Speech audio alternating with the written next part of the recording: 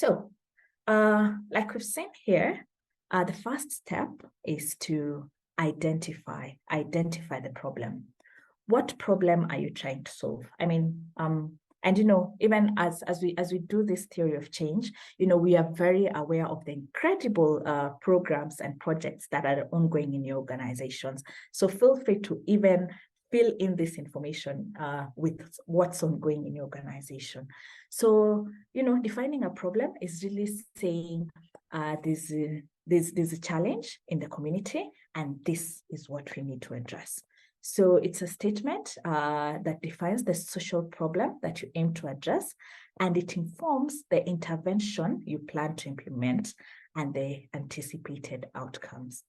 So, looking at a problem, the best way to do this, you can be able to develop a problem statement, and it looks at 1, what is the problem? 2, why is it a problem? 3, who is affected by it? 4, what is the scope of the problem? What is the identified root? And finally, who are the main stakeholders? Now, I want us to start on a problem. Like I mentioned, I come from Nairobi, Kenya.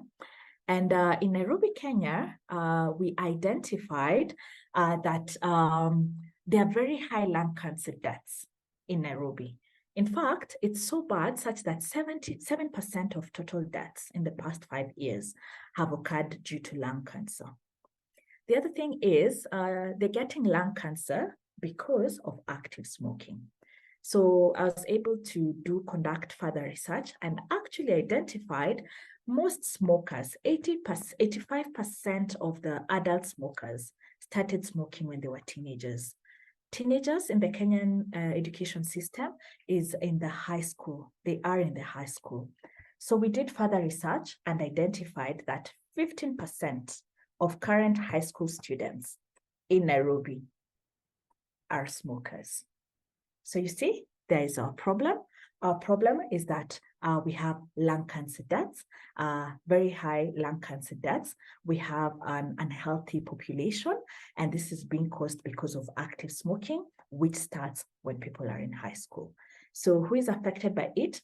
Yes, we know there are adults who are smoking, but our interest is the high school students who are engaging in smoking activities.